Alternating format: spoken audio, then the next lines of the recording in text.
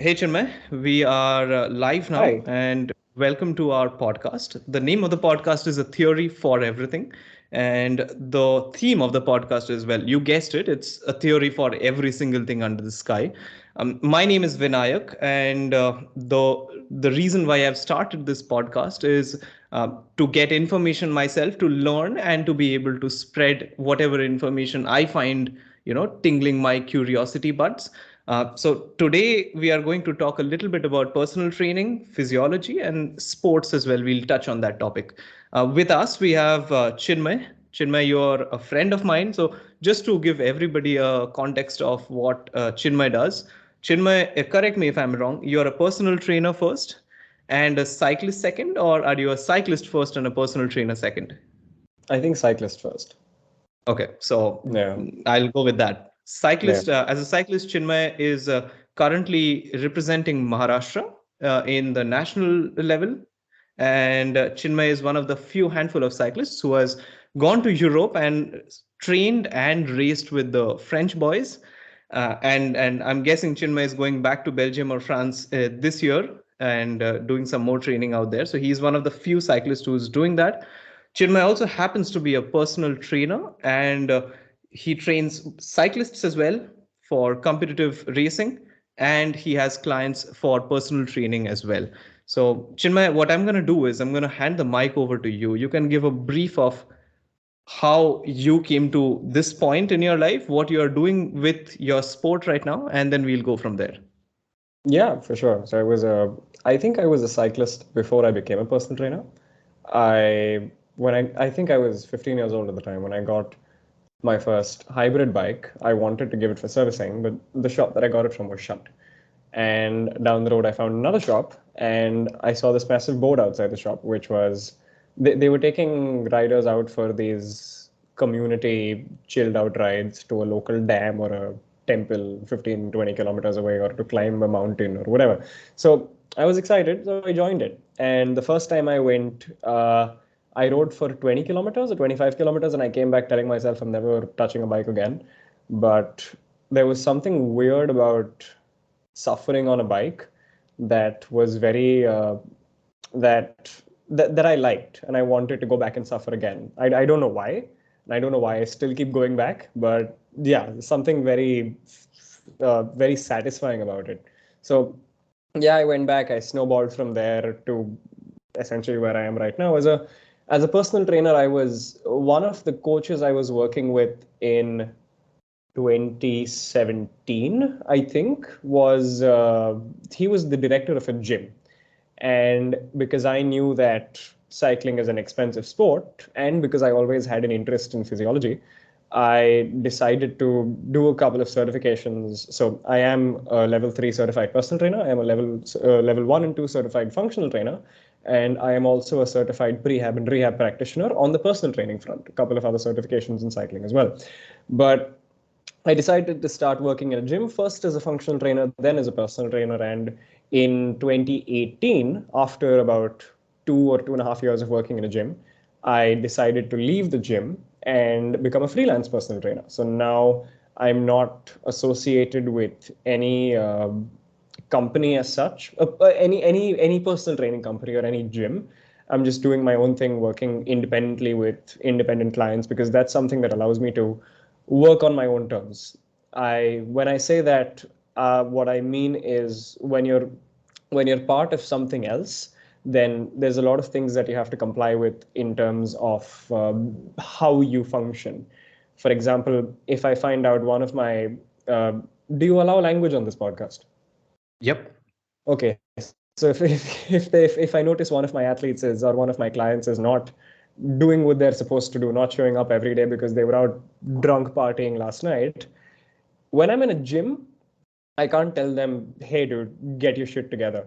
You're you're 20 kilos overweight. Your back hurts every time you bend down. So get your ass up and get the work done." I can't say that to them at the gym because I'll get fired. But I don't say that as a freelance personal trainer either. But being a freelance personal trainer, the point I'm trying to make here is that it gives me a lot of freedom in my approach with my clients because it's something that allows me, because the reason I do it is obviously I'm very interested in physiology. I'm very interested in how the human body functions and what the human body is capable of. But I mean, I do it to be able to produce results. I'm not a personal trainer that runs a rent-a-friend service. Most of the personal trainers that you see out there, I mean, in a 1 hour session, they'll probably do 3 exercises and then they're sitting next to the dumbbell rack and chatting away. That's not really what I do, right? Yeah, I'm great friends with all of the athletes and clients I work with, but it's the results first, and nothing trumps the results, right? So yeah, Right. I mean, if anybody works with me, they know that they're in it to do the work and get the results. And all the floof and all the accessory stuff can be there around, but not at the expense of the results. So yeah, that's, as a personal trainer, that's how I got to where I am. As a cyclist, I think I've just always loved racing bikes and racing with friends in my society on mountain bikes and full suspension bikes and skidding with tires and getting brand new tires only I can skid, so only so I can skid on them again and completely destroy them in 8 days. Lots of stuff like that. As a kid, I would do that, and yeah, then it just snowballed from there. I mean, if it's so much fun to be racing an auto rickshaw to the next signal, think about how much fun it is to be able to do that for like 100 or 150 kilometers on an open highway or in the mountains or wherever, right? So yeah, it just snowballed from there and led me to where I am right now. Yeah. So just for the viewers who do not know, Chinmay rides a road bike. This is exclusively out on the road. All of the disciplines that Chinmay races in are out on the road. So this is not mountain bikes. Chinmay, I don't think you are planning to go into off-roading anytime soon. So you will be on the Not road, is anytime it? soon. Maybe when I don't know, maybe when I turn 30 or 35 or something. Probably. Like, Okay. I haven't thought about it. You have time for that. Not soon though. Yeah. Yeah, probably 10th episode with you. We'll talk about off-roading. So just for a little more context on why I'm sitting with Chinmay today, that is, I happen to spend a little bit of time of my life on a bicycle as well, and my interest kind of coincided with Chinmay's, that is to race bikes, and Chinmay was my coach for that time. So this is not only Chinmay explaining about what his approach is with personal training or clients. This is my own experience from which I can say that uh, when he's sitting with a client, he's meticulous. That would be the word that I would like to use. You're meticulous with the approach that you have. It is, and that approach is something which is set or which is very clear given the goal that the client brings to you. So when I came and I think first contacted you, the first conversation we had was, what do I want to do on the bicycle? And if I would have said I want to go out on 10 group rides in a year, you would have trained me accordingly. Probably you wouldn't have onboarded me either. But even if you would have said, okay, this is the level of work you have to put in. And I told you that I want to race. So accordingly, the level of work got adjusted for me. And that's something which I really think is commendable, that you have not only a thorough idea of what you're doing, but you have an idea of adapting to what the client wants from you. And that's the reason why you were the first person, or you are still the first person who I think of whenever the topic of physiology comes up or sport comes up, of any discipline, that is. So coming back to what the topic today is, we have talked about who we are. Coming back to what we are going to talk about, this is something again which comes out of my current experience in life. I'm currently working in a job where I have to sit for around 9 hours in a chair, and this is something which obviously has gifted me with a lot of backache and some neck pain as well. And at this age, I do not like to complain about this, but I do have it. So it's a clear indication that there are things that I can be doing better with my life other than sitting for 9 hours. Now, given the fact that I cannot tell my office that, hey, I want to run for 9 hours and still get paid for it, I probably need to find out some other things to do in all the other 10-15 hours when I'm awake or whatever, so that I can make sure my 9 hours do not completely cripple me. And that's what brings me to the topic, that is the physiology of a corporate man. So a person like me sits on a chair for 10 to 11 hours or maybe even more through the day. That can be a car seat, that can be the chair in which I sit and work. So I wanted to understand what exactly should be the way to go when I'm off the chair, so that my day is a little less painful. So I'll come to the first thing which I wanted to ask you, Chinmay, that what exactly are the what exactly am I recruiting in terms of muscles when I'm sitting on a chair? This is obviously something which sounds very basic, that hey, when you're sitting you're relaxed, you're not really recruiting any muscles as such, but I'm sure there are a lot of muscles that you're recruiting to be able to sit up straight and do the work you're doing. So I want to first understand what muscles are relaxed, what are getting recruited here. So if you can just take it away. Yeah. So particularly for when you're sitting, you're obviously not expending a lot of ATP. To clarify, ATP is the energy currency of a cell, which is produced via respiration, which takes place inside the mitochondria. Now, I want to dive a little bit deeper onto this topic, and then after that, I'll move on to a more sort of a generic standpoint. Obviously, the higher the mitochondrial density, which is obviously more mitochondria, the more energy you can produce to aid muscle contraction. There is not a, I mean, yes, there is a significant amount of recruitment that takes place when you sit, but it's not resisted recruitment. So unless you're sitting and doing calf raises or something, then that's a whole different topic entirely. But I'm assuming most people that work 9 to 5 jobs or work 9 hours a day don't do calf raises while they're sitting, or don't have any kind of resisted contraction while they're sitting. So while you are not having any kind of significant contraction, there is still a certain amount of compression of a muscle. So basically the shortening of muscle fibers over 9 hours, which is taking place. And when you're sitting, when you look at it from a very kinesiological standpoint, when you're sitting, which are the muscles which are actually being shortened? You have the hip flexors primarily, because you're always going to be sitting with a hip hinge. I don't think you can sit without a hip hinge. So when you are sitting with a hip hinge, the first thing that happens is your hip flexors tend to contract a little bit. Your hip flexors are the muscles responsible for taking your leg further in front.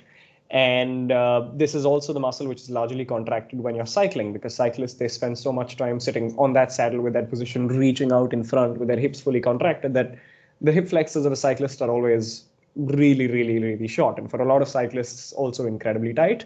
Also, for a lot of people working a 9 to 5 job, they're really tight. So when it comes to the hip flexors alone, yes, they are very, very, very, they're very tight, if I'm being perfectly honest. And the thing is that when you look at a tight muscle, you will very rarely see a tight muscle also be a strong or very functional muscle, because strength and mobility are kind of two sides of the same coin.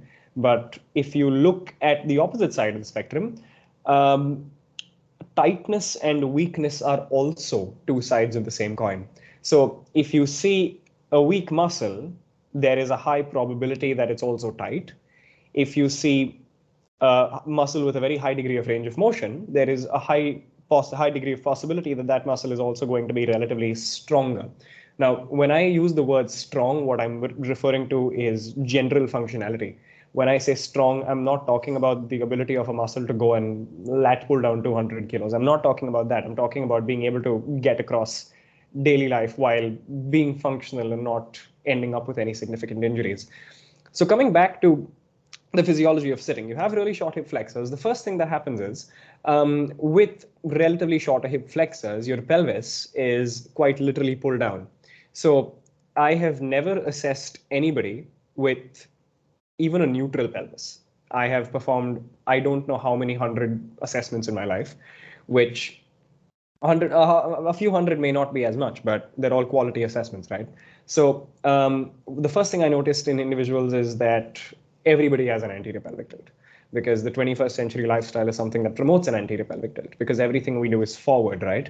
I mean, if you go out on the road right now, your chances are you're not going to see anybody walking sideways or walking backwards for that matter, or crawling for that matter, which is a shame, but it is what it is. So you're not going to be seeing anybody doing that, because everything they do is forward. They have lost the ability to, most people have lost the ability to extend their hips without any significant compensation taking place in the hips. So it literally pulls your pelvis down, which when the front end of the pelvis comes down, quite obviously the back end of the pelvis is going to go further up, because that's what an anterior pelvic tilt is. You roll the pelvis in front. What happens then is, and forgive me because I may dive a little bit deeper into the muscles here, When your pelvis is rolled forward, the backside of the stabilizer, well, the lower back, the quadratus lumborum, when a lot of people say that they have back pain, 99% cases, they are referring to that specific muscle, which is the quadratus lumborum. Very rarely they will be referring to a potentially herniated disc, but for the most part, it is the quadratus lumborum, which is quite literally being compressed. And going back to what I had said earlier, a tight muscle is very unlikely to be a functional muscle. So you have very compressed hip flexors. You have a lower back, which is also very compressed. And because of the fact that the front end of the core, your rectus abdominis, your transverse abdominis, the whole belt, which is responsible for stabilizing your center of gravity or around that area, is far too weak to be able to counter this movement. Going back to the opposite side of the spectrum, you look at the hip extensors, the glute muscles. They are also far too weak because, as I mentioned earlier, everything that we do is forward. We haven't really been able to develop our ability to extend the hip. They are also far too weak, the hip extensors in the front end of the core, which is the rectus and transverse abdominis. And because of that, for a lot of people, their pelvis is literally rolled forward, wherein the hip flexors are way too tight. Their quadratus lumborum, the lower back, is way too tight, which also in some cases leads to the base of the spine quite literally bending forward, not to a condition of full lordosis, but if they end up spending too much time, when I say too much time, I'm talking about decades on end with absolutely no mobility, yes, it can end up being lordosis as well. But with that, the transverse abdominis is way too tight. The glute maximus is way too tight, the hip extensor. And that sort of settles the pelvis in that position, which is literally rolled forward.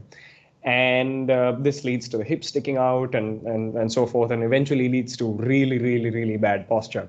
And the thing is, if you have something wrong with your hips, your spine, or your feet, that is something that is going to lead to a whole host of problems in absolutely every other component of your body. If something is off with the right side of your hip, there's a possibility that something's going to be off with the left shoulder. The problem is that in today's world, most physiotherapists as well, as much as I don't like putting it out there, because physiotherapists, obviously, they're doing a great job at alleviating pain for the general population. One thing that I don't like about most physiotherapists is most of them are only going to be looking at the site of the pain rather than exactly what is causing the pain. For example, if you walk into a physiotherapist's office, this is a message to the listeners as well, try to walk into a physiotherapist's office saying you have knee pain.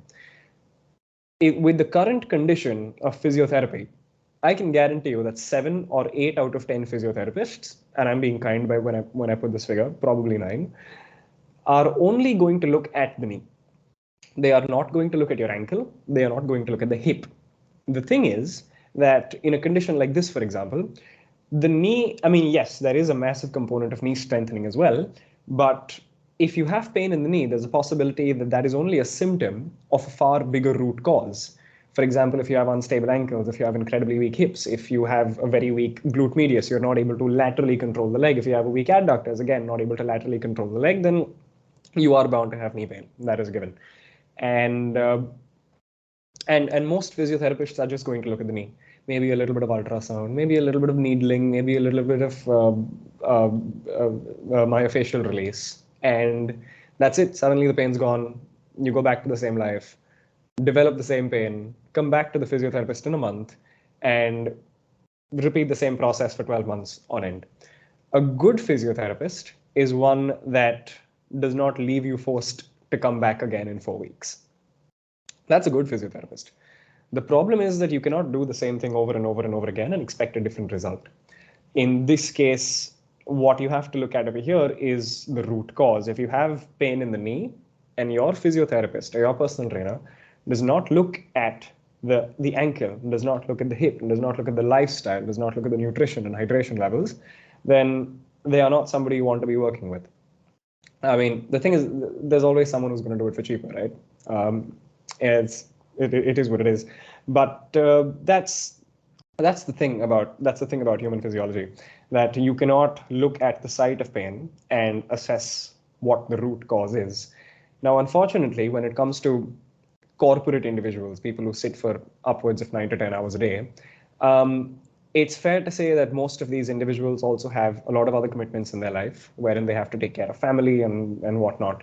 Some of them may have other hobbies. Some of them may like to go out drinking every night or every other night and stuff like that.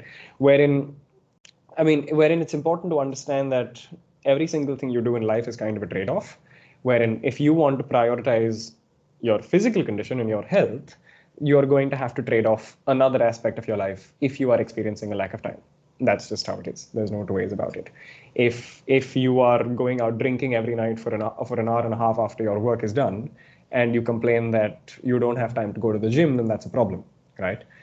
So the trade-off you have to experience over here is you have to let go of drinking every night. You have to let go of that little bit of social connection to be able to work on another aspect of your life, which is obviously going to pay higher dividends. But again, that's their personal call here. But that is the physiology that you're going to see in most corporate individuals, wherein they have a pelvis which is horribly misaligned. Wherein, yes, I mean, for today's world, I'm not saying an anterior pelvic tilt is bad. I'm not trying to demonize an anterior pelvic tilt. But for most individuals that I assess, their anterior pelvic tilt is just so extreme that it is beyond unhealthy. And then obviously they start to see the problems of it with back pain and neck pain and stuff after they get to 30 and 40 and stuff like that. And you cannot possibly sit on a desk for 9 to 10 hours a day, not doing anything functional in any other part of your life, and wonder why the back pain is there, right? Yeah, It's you know exactly why the back pain is there. I mean, right now I'm sitting in one place. I'm probably going to be sitting here for 3 hours in the day, and for the most of my day, I'm probably going to be moving around doing something, right? And posture is something that I have paid a lot of attention to in my life. Range of motion of joints is something I've paid a lot of attention to in my life, which is something that allows me to stay away from injuries, and if I do get injured, bounce back from injuries as quickly as I can, right? So again, the physiology of most corporate individuals is absolutely horrible. The pelvis, the spine, and the feet, they really need a lot of work. Now, that's the first thing, right?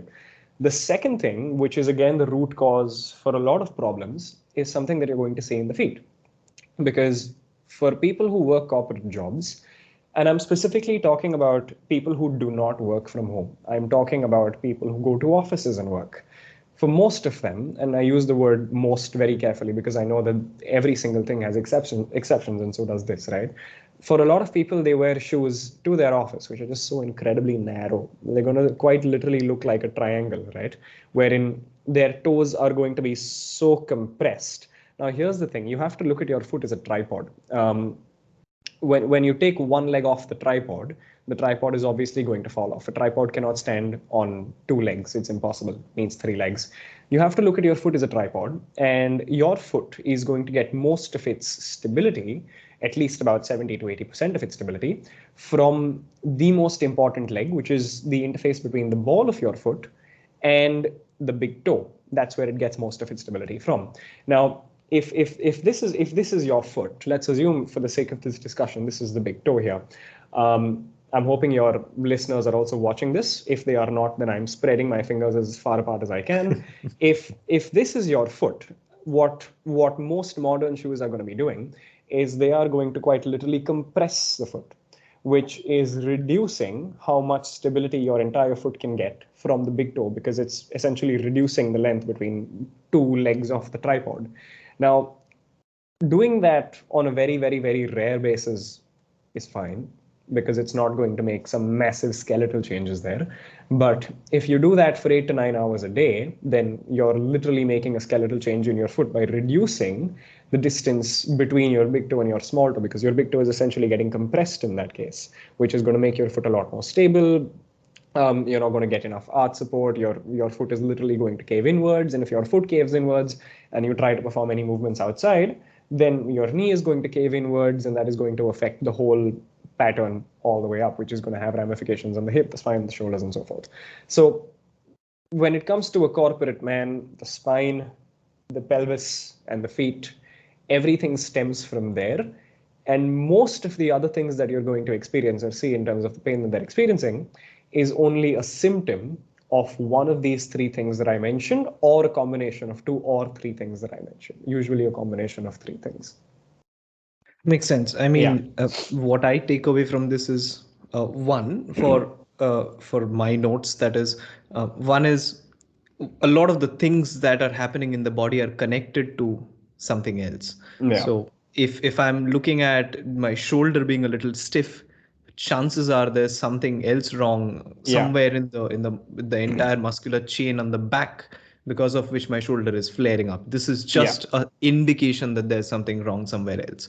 So that's first thing I'm taking away. Second is, definitely, sitting is something that is relaxing. I get that, but to some end, if you're not maintaining a good posture, and obviously the duration of for which you are sitting, if you don't maintain these two in a proper balance, then you are going to run into problems, not today, but you are going to run into problems if you do that for a prolonged period of time. Yeah. I mean, if I'm sitting on a chair, my entire backside is sticking out. I'm almost straight on a chair as if it's supposed to be a recliner, but both of us clearly know it's not a recliner, and I keep doing that thing for a year. Then, I mean, I should not look at somebody else and say that, hey, fix my problems. Well, Yeah. I mean, I created it. So posture definitely very No, important. so And the what I'm trying to say over here is, sorry to interrupt. What I'm trying to say over here Yeah. is that it's okay to be sitting for 9 hours a day, as long as you spend a significant amount of time outside of that to undo the damage that is being done by sitting nine Right. hours a day. So Right. it's okay to sit with your hip flexors in a fully compressed position, as long as you spend a fair amount of time mobilizing them, as long as you spend a fair amount of time strengthening them so that they can handle that load. I mean, think about it from a cyclist perspective as well. Cyclists spend 20, 30 hours a week in that massively compressed position. And Right. what a corporate individual deals with is hip flexors, which are shortened, but they are not shortened because of any significant amount of resistance that they're facing. Um, Unless they're that 1 in a million individual who decide to do calf raises when they're sitting and working. But in this case, for a cyclist, because of the fact that everything that they do is so resisted, when you're pulling your leg up, you are obviously using hip flexors, because hip flexion is such a massive component in cycling that cyclists normally tend to have relatively tighter hip flexors than most individuals. If a cyclist who trains 30 hours a week decides to not mobilize their hip flexors at all, then we're probably talking about 3 to 4 months before they're going to start to face these little aches and niggles, depending on how functional they are. Yeah. So, yeah, functionality is key here. I'm not saying you should stop sitting for 9 hours, because I understand for some people it's their livelihood. But what I am saying is, if you are doing that, then you should be doing enough outside of sitting to undo the damage that sitting is doing. Exactly. And the last point, which you spoke about, I'll just touch on this and go, because this is something I've suffered with, which is not having wide enough shoes. Okay. And particularly in cycling, I've suffered this, but I think I have the lesson I've learned from cycling has translated in my normal life, where I have now started looking at wider shoes, or probably simply just wearing, something which is a lot more open, Or maybe maybe maybe just a pair being of barefoot. How does that exactly. sound? Yeah, remember we did this in when I was in the camp that you had in Goa. I was Yeah, yeah, walking yeah. around after a race barefoot, and it was beautiful. I got a lot of people looking at me like I'm some hippie or something, but you know, good for me. So yeah, so the foot You can thing. look at them when they end up with knee problems in 20 years.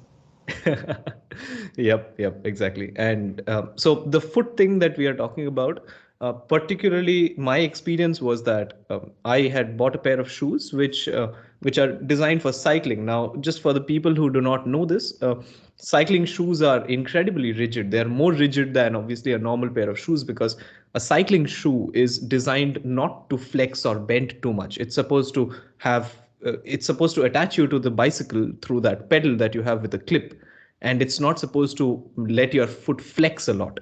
Now that obviously creates a lot of problems with your foot movement, but if you have the shoe fitting you well, that's all good.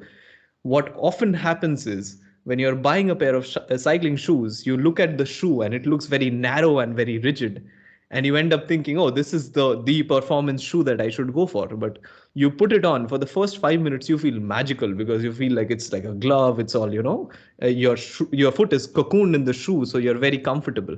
The next 5 minutes you start feeling the agony, because now you're realizing that your toe is completely almost coming on top of your foot, because you can't breathe. Your foot can't move at all inside that shoe. I suffered with this because I bought a pair of shoes thinking, oh my god, the sole is super stiff, it's going to be very good for performance. It was, I mean, I'm not going to take it away from that particular brand, but it was narrow. It was narrow as hell. And I at one point it came to such a level that I did not want to wear those shoes and go out for the ride. It became an excuse for me to not go out to train just because it would start stinging after a point of time. And fortunately, I mean, I kind of, I mean, not fortunately, unfortunately, I kind of stopped cycling afterwards, but I still have those pair of shoes and I'm kind of thinking of selling it. So, Chinmay, if you know anybody who wants to buy a narrow pair of shoes, let me know. I will Anyway, not. I don't recommend those shoes to anybody. I'll sell it at a discount. Yeah, I so still coming wouldn't. back. I wouldn't. I wouldn't get paid to wear those shoes. Okay. Okay, coming back to the topic here. We spoke about certain things that we can do off the chair so that we can undo all of the, the stiffness that we are bringing in our body when we are sitting. Now, of course, I am a person who suffers from this because I sit on a chair for 10 hours a day. So I also need to understand what exactly I can do, because if someone comes and tells me that, hey, you should go and work out a little bit, my first question is, okay, I understand that lifting weights is, considered to be working out, but I really don't see going and lifting heavy as something, as which is a solution to undo the stiffness that I have. So there definitely are certain things which are specifically going to help me, right? So if I'm sitting for 10 hours, what exactly am I doing off the chair? So what would you say you are going to prescribe to a person for a situation like that? Everyone's physiology is different. You cannot assume that what is going to work for corporate employee A and corporate employee B is the same. But if I have to give a very general guideline to those individuals, what I would say is, regardless of who you are, there's two things that you need to prioritize. I mean, it's a very general thing, but it's going to make figuring out what to do a lot easier. The first thing you need to do is focus on range of motion. When I say range of motion, or rather mobility in this case, the ability to move, what I'm referring to is what range of motion your joints can move in. For example, when you take the shoulders, range of motion and shoulder flexion, right? This movement right here is called shoulder flexion. For those who are listening to this and not watching, I'm literally with my elbow straight, I'm taking my hand all the way up and down. That's what shoulder flexion is. And that's more, if I want to work on mobility on my shoulder flexion, what I will do is lie down on the back, force my lower back into the ground, and perform exactly the same movement, right? Which is something that is pushing the bounds of the end range. Like this, you want to do exactly the same thing with quite literally every single joint in the body. Obviously, if there is any kind of unusual pain or discomfort, you stop there and consult whoever you're working with, whether it's a physiotherapist or a personal trainer. So you want to work on range of motion as very, very, very high priority, range of motion of joints. The second is you want to strengthen. So to shed a little more light on what you said earlier about lifting weights, going to the gym and lifting weights is actually going to solve a lot of problems. Now, when I say lifting weights, what I am referring to over here, because I'm assuming most of the listeners of this podcast are looking at lifting weights or simply doing anything to be more functional rather than a very specific purpose like being a bodybuilder or being a physique model or being a footballer or being a tennis player or whatever. Because I'm not talking about the individuals who are looking for something very, very, very specific. I'm simply talking about the individuals who want to be fit and healthy in their life, right? So obviously, if there's anybody else, then their demands are going to be largely different.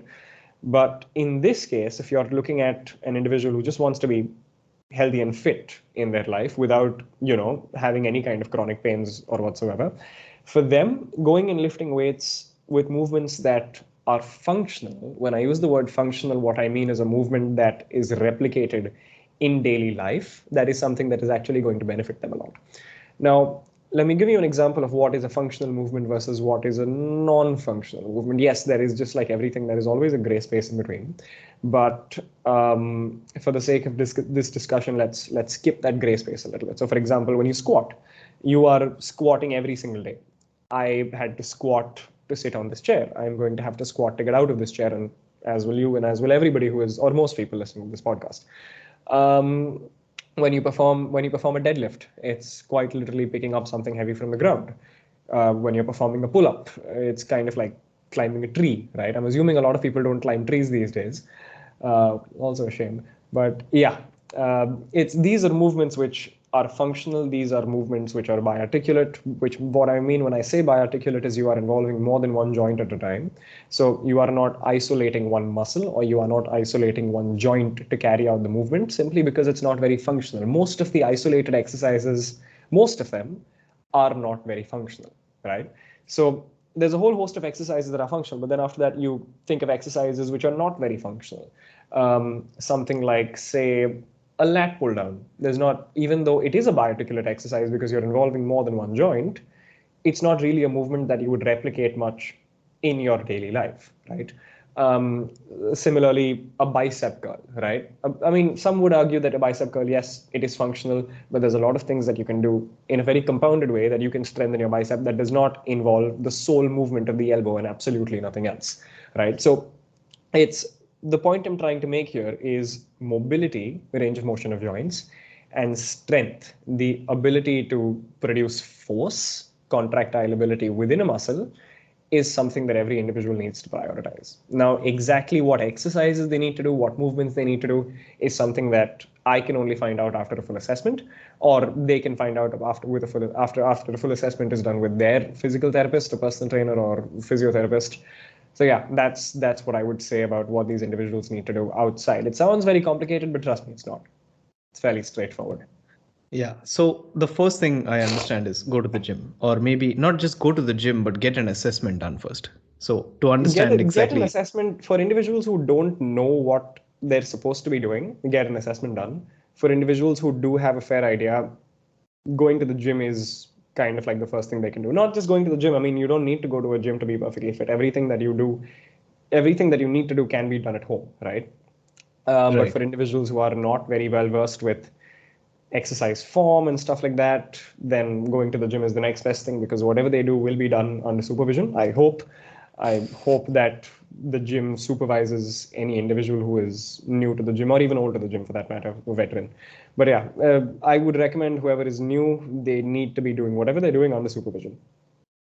And from what I understand, I mean, the from what I take away is it's all about how exponential the gain is at the beginning versus diminishing gains at the top. Yeah. So what I'm trying to point out here is if you are someone who has been sitting and not doing anything other than sitting, then simply going out for a walk might give you more benefits than someone who's working out already trying to go for a walk. That person gains very little from that walk. But if you do, if you go out for a morning walk or an evening jog after your work, probably 30 days you are going to gain massive amounts in comparison to someone who's a seasoned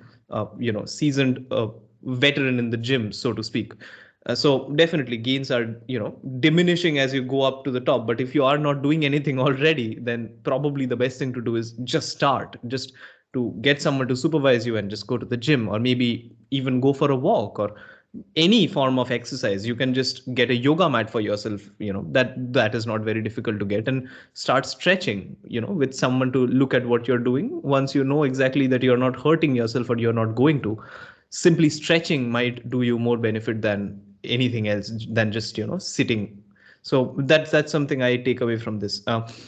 Coming back to what you're talking about in terms of the assessment, I really do think that assessment is very necessary because it goes beyond the scope of just an athlete. I mean, an average person should also have, if not from somebody else, but should have some internal idea of what that their own body is doing in terms of how can they can move, whether or not it is a good idea for you to immediately go to the gym, or what your body is capable of there. So maybe understanding through an assessment is very important.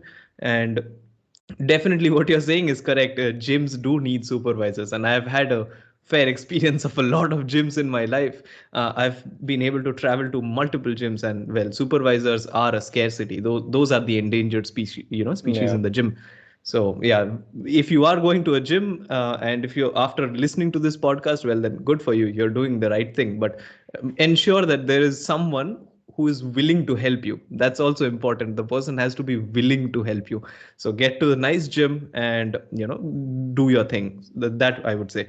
The And person this has to is be willing to yeah, help you, but also the person has to have enough knowledge with them to be able to help you. Because right.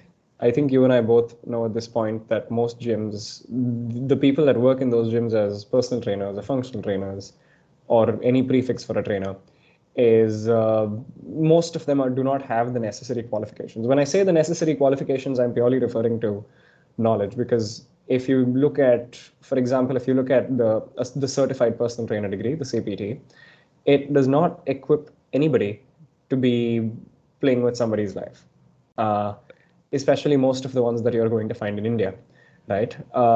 I can say this for the course that I have done as well. It doesn't do much with injury prevention and management. And if you think about it, the job of a personal trainer is it's a very, it's a very specific job in the sense that you are dealing with people's lives over here. And if anything goes wrong, then I mean, I don't want to begin talking about what the downfall can be after that. But yeah, and I don't think that most of the certified personal trainer degrees out there in India, at least, equip most trainers with the knowledge that they need to do the job that they do. So it's very, very, very important to find somebody who knows what they're talking about and who knows what they're doing. Because again, as I mentioned earlier, there's always someone who's going to do it for cheaper. But I mean, and the thing is, if you go to your off the bat bicep tricep trainer, hi, I'm new to the gym, what do I do? The 3 sets of 12 bicep curls. If that's the response that you get, then you want to run away from that gym as quick as possible, or just to work with somebody else at the gym, right? Yeah. So yeah, it's super important to be working with somebody who knows what they're doing and knows what they're talking about. So yeah, that's that. And yes, it is improvements are going to be very scarce once you hit a high degree of fitness, but improvements can also be seen by cutting out the negatives from your life. You had mentioned that for a seasoned veteran who's been going to the gym and who's been going jogging, for them a little walk in the morning is not going to do anything to their fitness, right? It's not something that will help them get any fitter, right? If they're very fit and very healthy and very functional and so forth. But you also mentioned that if you're a complete couch potato and you decide to go for a walk every evening, that is something that is going to benefit you. Yes, but if you look at the other end of the spectrum, which is if somebody has four buckets of ice cream and 3 bags of chips every night, and you ask them to reduce it to 1 bag of chip and 1 bucket of ice cream, it is still unhealthy, but they're still probably going to drop some weight, right? So the idea is not just exercise based, it's also nutrition based, and it's also based on the fact that if you're doing something if you're doing something that is benefiting your health, you also need to stop doing things that are sort of detrimental to your health. And you cannot out train a bad diet. When I had just started cycling, I heard so many people tell me that, hey, you ride your bike so much, why do you not, I don't know, have that greasy burger? What's the point? I mean, you're going to burn it off anyway. But it's, for me personally, because of the fact that I am a competitive athlete, I need that extra edge. Me putting a burger in my body is not going to increase my weight, because yes, that is in fact true. I will be burning it off, so to speak, Yeah. whatever that means. But uh, what is going to happen over here is that I have to look at everything that I put into my body as fuel for a certain outcome. If I put a greasy burger into my body, then that is not fuel, right? If I tell my client that you put kerosene in your car instead of petrol, that's, your car is going to burn it off anyway. Yes, the car will burn it off, because at the end of the day, kerosene is also kind of a fossil fuel. But is it going to be as efficient? Is it going to be utilizing its fuel as efficiently? Is it going to be as fast? Is it going to be just as good as it was when you were filling it with only petrol rather than kerosene and petrol, right? So yeah, you cannot out train a bad diet. And just because you train to a high degree, whether you ride your bike for 100 kilometers a day, whether you go to the gym for 90 minutes every day, regardless of what you do, there is no amount of training that can substitute poor nutrition. And if you So wouldn't do it to your basically, car, you yeah. don't want to do it to your body. So you're not. So basically, the first thing that you're going to cut out is justifying things. If you There stop is justifying that burger, then you're there is making no good progress. justification to it, really. There's no justification to me. I mean, what is the justification of consuming a greasy burger? I mean, I'm not going to lie, because I do indulge in fairly junk food from time to time. I'll probably find Post myself race, that having a is. pizza every month or so. But yeah, post race. But here's the thing, right? Yeah. There is a very, very, very big difference between sports specific fitness Yeah. and overall health, right? For me, I know that if my next race is in, I don't know, 365 days from now, and I just achieved my goal of the year earlier in this afternoon, me consuming a pizza right now is not going to do any damage to what I do after this, right? So yeah, it's a combination of everything, but it's when you do stuff that eventually ends up piling up over and over and over again. If you have that pizza every other day and you only decide to cut out a pizza 2 weeks before your most important race of the year, then that is something that's going to do a significant amount of damage. Yeah. So definitely point to note. Last thing before we go into something else is sleep. And this is one of those silent horses that I often don't talk about. And you know this, Chinmay, because I have had my fair share of trouble with getting the right amount of sleep. I still do though, but it's getting better. uh, Sleeping enough or the right amount is perhaps the one thing which you think you can do without. But I know it from experience, and it doesn't even have to be sports specific. Even if you're a sedentary person whose work entirely through the day is, by sitting, getting that right amount of sleep is something which will give you tremendous benefits, versus justifying that, hey, I can take that coffee and work a little extra tonight. Trust me, it's going to have a lot of negatives much later in your life, or probably very soon in your life as well. So sleep is super important. I'm guessing that also kind of completes the pillar of fitness, diet, and the last pillar probably would be sleep in this tripod of balance. So yeah.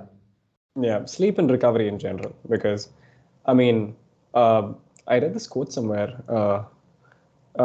Coffee first, you can sleep when you're dead. That's now, as much as I would love to paint a better picture, that's not how it works. Because Yep. if you don't get your 7+ hours of sleep a night, then if you are in sleep debt, and anything less than that is significant sleep debt, whether you realize it or not, then you are not just affecting physical performance, you are also affecting cognitive performance, right? If someone tells you that I work perfectly fine on 3 hours of sleep a night, then they don't know what they're talking about, right? Yeah. So there's so much that goes into perfecting sleep, but if there's anything that I can comment about what individuals can do to actually improve their sleep, it's you have to make sure that your circadian clock is set perfectly. Your circadian clock or your circadian rhythm is a 24-hour rhythm that your body adapts to.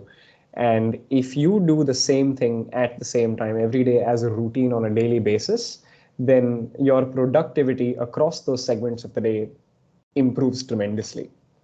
So what I mean when I say this is, if you sleep and wake up at the same time every single day, then the quality of that sleep is going to be significantly higher. If you work out at the same time every single day, then the quality of the workout and the adaptations you see from that workout are going to be significantly higher. If you eat lunch, breakfast, dinner at the same time every single day, then the nutrient absorption from that food is going to be significantly higher, assuming that what you're eating actually has valuable nutrients in it. So that's that. But yeah, and the thing is that especially for corporate employees, their 9 hour job is probably going to start from 9 or 10 in the morning and finish at, I don't know, 7, 8, 9, 10 in the night sometimes, because some people do tend to work overtime. The problem with that is most people work in offices which are just so incredibly lit from white lights, which usually come from over the head. And the problem with that is any kind of exposure to white lights or any kind of exposure to blue lights after sunset is going to completely squash your body's ability to produce melatonin. Now, to clarify, melatonin is a hormone that is required for you to fall asleep, not to stay asleep, but to fall asleep. And a lot of people do have trouble falling asleep, but they also spend a significant amount of time working under a bright light until 9 o'clock in the night. And if you do that, then your body is not going to be able to produce enough melatonin, which means that you're not going to be able to fall asleep very easily. Similarly, a lot of people are deficient in magnesium. Magnesium, to clarify, is something that your body needs to be able to stay asleep. When people, for example, wake up in the middle of the night to go to the bathroom or something, and they find it hard to get back into bed and fall asleep once again, then yeah, it's a combination of a massive lack of melatonin and magnesium, right? For you to be able to fall asleep and to stay asleep. So that's that. The first thing is, as much as possible, try and reduce your exposure to bright light in any way, shape, or form after the sun sets. That's the first thing you need to do.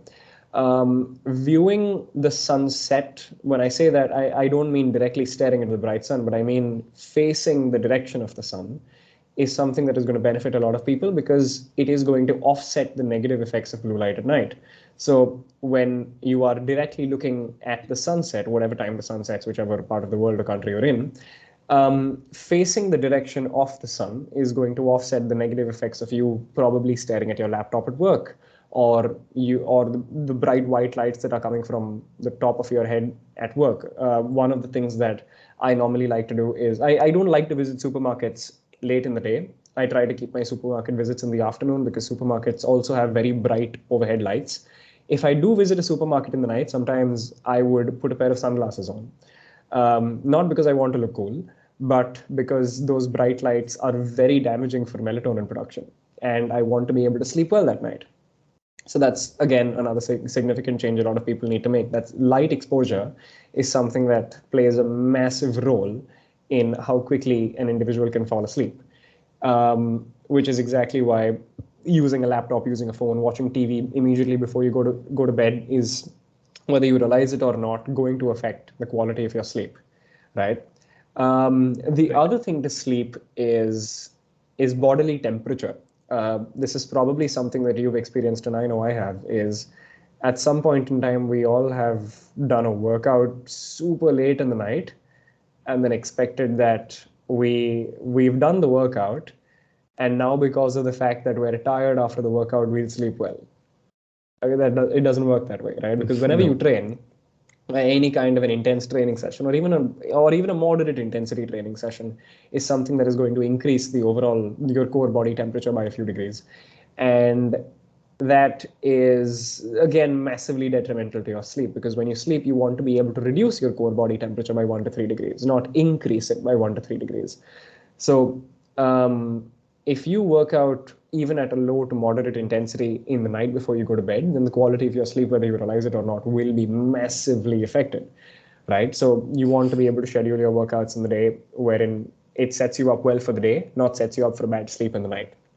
That's that. The other thing is nutrition, yes, because I know a lot of people consume a lot of things that trouble the gut. Anything that troubles the gut, it should not be consumed in general. But if it's consumed in the night, it is going to be even more detrimental because you need your gut to be happy when you're asleep. The last thing you want is waking up in the middle of the night because of gastro issues, right? Now that's that. But that also leads me to something super important, which I think I need to talk about, is alcohol consumption. Because again, a lot of people believe that they'll consume a little bit of alcohol, whether it's in the form of vodka or whiskey or wine, in the night and expect to fall asleep. Sure, that it may help them fall asleep and they may think that they are sleeping very well, but it is in fact not happening. The quality of their sleep, even if they feel like they are completely asleep, I mean, then their sensory system is completely gone for a toss at that point. So what you think is actually not the case. So even though they believe they are sleeping perfectly fine, that is in fact not happening, which is exactly why they wake up. A lot of people wake up the next morning after they consume a lot of alcohol completely hungover. If they slept well, then that would not be the case, right? So alcohol does massively affect sleep and also cognitive performance. So yeah, a couple of notes right here on how you can aid your sleep, so to speak. Light exposure, Right. nutrition, and obviously not consuming any alcohol. That's a given. Yeah. I think there's sleep itself is a very big topic. I think both of us can go quite for a long time just to talk about sleep or how it is affected. I'm going to name call here. That is, if you are someone who is keen on podcasts, go ahead and listen to this particular channel, which is Huberman Lab podcast. So this is run by someone named Andrew Huberman. You will probably be looking at some very technical podcasts. This is a podcast channel where neuroscience is very much in focus. Things like sleep are discussed in very great detail. So names of hormones, enzymes, things which affect the, not in just vague terms, but probably very scientific way of talking about all of these things. You'll find that kind of content in that channel. But I think both Chinmay, you and I, both of us have listened to quite a lot of podcasts from that channel. So if you really just want to talk about some isolated topic like sleep or just factors which affect sleep, you'll definitely find a lot of content in that. And the second name that I'm going to call, and this is, we are coming to a close on this particular topic, is Carnivore Aurelius. I think Chinmay understands what I'm talking about, and both of us are kind of big followers of Carnivore Aurelius. So, Chinmay, you can probably give the viewers as well idea of what we are talking about, and then maybe if we can take things away from Carnivore Aurelius as a term, so what it is. Yeah. So Carnivore Aurelius is basically just an Instagram page, which is run by, I'm assuming, a man who is completely anonymous. And what is basically spoken about on the page is how important it is to live life on a very whole level. The individual talks about how hormones can regulate the way you feel, how you need to perform certain activities and not perform certain activities in order to be able to live a life that is more valuable and meaningful, not just for yourself, but for those around you. So yeah, it is an Instagram page. So yeah, if you're on Instagram and you would like to follow something like this, then go for it. But I should give each of you a heads up that it's a very aggressive page. There is nothing calm or composed about it. Yes, there is a fair amount of science that is given to back up his claims. I'm assuming it's a him. So there is a fair amount of science that is given to back up his claims. But if you are uncomfortable with aggression in opinions, then it's not a page I would recommend. But if you're okay with that, then go for it. So I think on one end we have Andrew Huberman we are talking about, who's very detailed podcasts about topics from a extremely analytical and scientific point of view. And on the other end is for laymen like us, Carnivore Aurelius, which is when you open the page, the first thing you see is a meme. The meme does talk about getting right amount of sunlight and getting right amount of sleep, but you get that through a meme. So if you want a more digestible content version of, because it is the time of content nowadays, if you want a content version of that daily reminder that you do need to sun yourself, especially some specific parts of the body, Chinmay, you know what I'm talking about. If you want to sun yourself and if you want to eat the right kind of food, then probably go check out that channel. We would definitely recommend, if you are someone who likes aggressive meme based content on Instagram. So with that, I think we have discussed a little bit about the topic, and I'm saying little bit even after a full 1 hour of discussion, that there's a lot of things that we can branch out to with just the topic of sitting down on a chair. So something as simple as that can be taken into multiple directions, and we only very briefly discussed about some of the topics. But I would definitely like to think that there are a lot of small details we can go into later. This podcast, I'm going to keep it at this. So thank you, Chinmay, for coming through and discussing about this. There's definitely a lot of small things which even I did not know about. For instance, the effect of magnesium on your sleep, things like what melatonin levels are when you're later in the day when you're doing an exercise, things like that are topics which I do not know about as such. And I'm really thankful that you came through, discussed about these things, and I'm hoping that with some more podcasts in the future we can probably look into these things in detail as well. As for now, I'm going to close this podcast. Thank you so much for coming, and thanks to all of you who are signing in both on YouTube, Spotify. We are on Google Podcasts as well. And I'll post all of the links for Chinmay, your Instagram and your social media, and all of the links for us as well. So if you want to listen to stuff like this on the go, you will be able to tune into Spotify or Google Podcast as well. Thank you so much. And thanks, Chinmay, once again. Thanks for Thanks for coming having through. me. Yeah, thanks a lot. Yep.